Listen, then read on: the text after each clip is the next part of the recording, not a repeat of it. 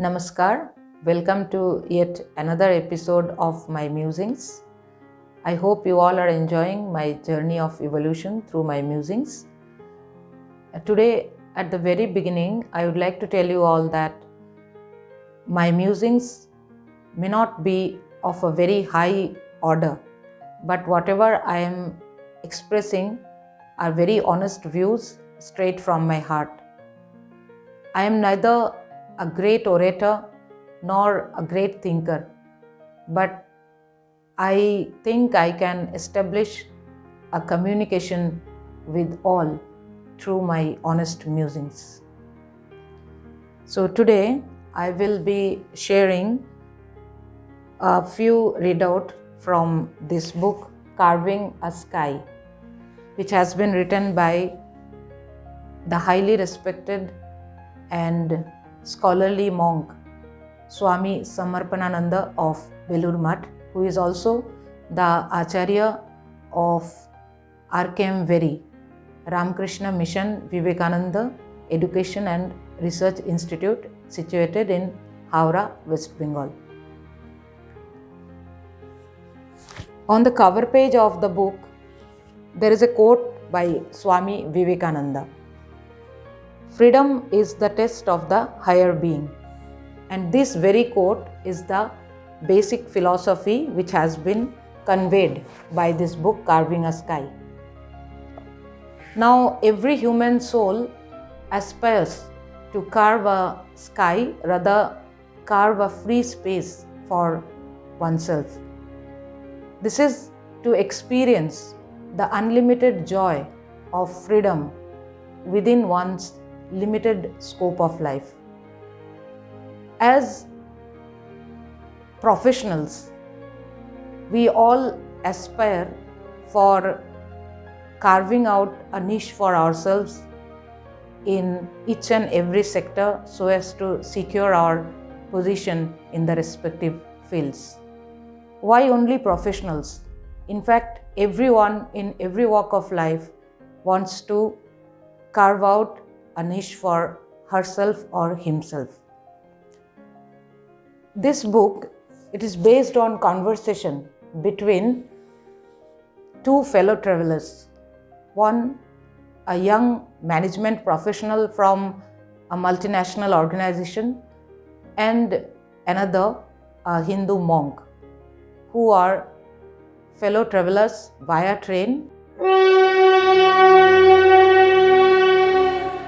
And on the train journey, the young professional asks the monk several questions, which the monk answers based on his philosophy of life, which is based on the Hindu philosophy. Hindu philosophy is based upon inclusiveness. Inclusiveness means having an all-encompassing love and unconditional acceptance towards everything and everyone, instead of the exclusiveness, rather exclusive feeling towards limited people and limited things. According to the monk, life's philosophy should not be based on exclusiveness. In order to experience the unlimited joy, the unbounded happiness for which every soul aspires, one has to be inclusive and not at all feel bounded by one's petty ambitions or petty liking for particular specific things or specific human beings. This beautiful message has been conveyed by the monk, who expounds on life through its 5 aspects, namely existence, strength, growth, freedom, and space. And while exploring life through these 5 aspects, gradually one reaches the culmination of spiritual and emotional enlightenment, and experiences freedom and unbounded joy, which is also called liberation and which has been termed as carving a sky by the monk. So it's a very beautiful book. Anyone who wants to know about the core of Hindu philosophy, which means inclusiveness instead of exclusiveness, and find the true aim of life, which is nothing but unbounded joy, which is not a pursuit of petty ambitions, but it's a journey. Life is a journey to feel the unbounded joy within, should read this book.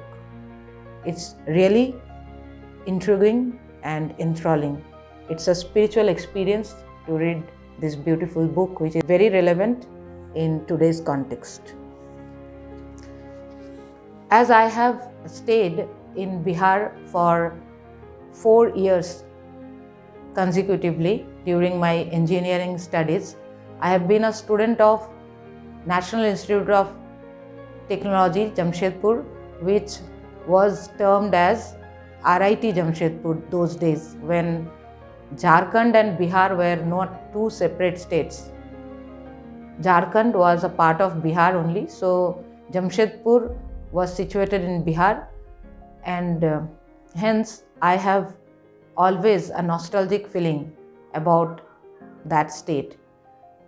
I am reading out 2 beautiful excerpts from this book, in which Swami Ji, the respected author of the book, Swami Samarpanananda, has beautifully narrated the glorious past of Bihar.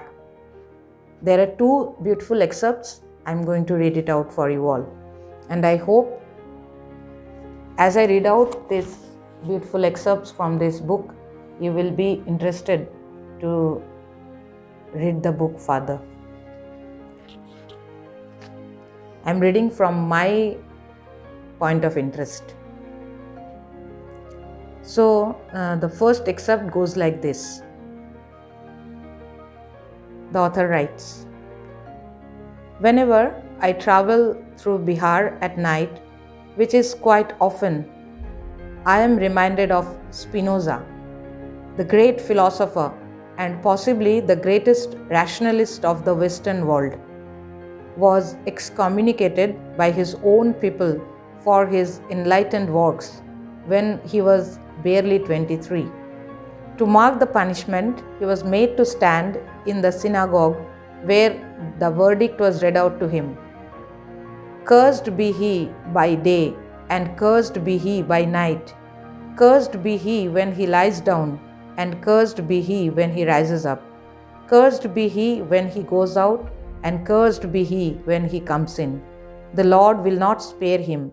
The anger and wrath of the Lord will rage against this man, and bring upon him all the curses which are written in this book. And the Lord will blot out his name from under heaven." And then the lights were put out one by one to mark the death of his soul. With time, however, Spinoza rose up from that darkness to bring the kind of light to the world that amazes humanity even today. So this book has been written in first person.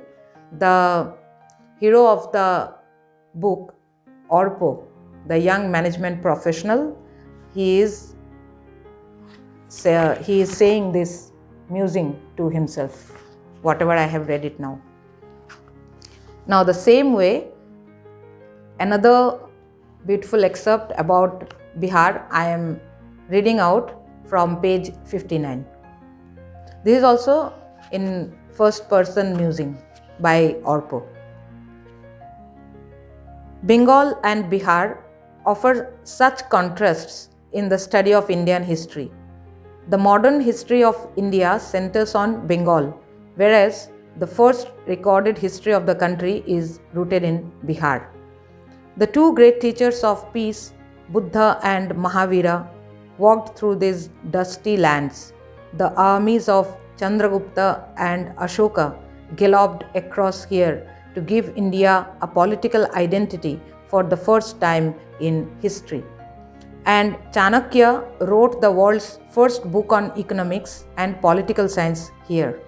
He was to be followed by the likes of Aryabhatta and Bhaskara, two great mathematicians who made great contributions to mathematics and who gave the world the idea of zero as a number. But like the revolving Ferris wheel, the once glorious land had hit its nadir now. So these are the two excerpts about Bihar, which has been included in this book, CarvingASky. This book is a pleasure to read. So I will request whoever is viewing my musing to go through this book, read it, and enrich oneself. Thank you for viewing my musing. I hope our journey will continue. Hari Om Tat Sat. Shri Rama Krishnarpanamastu.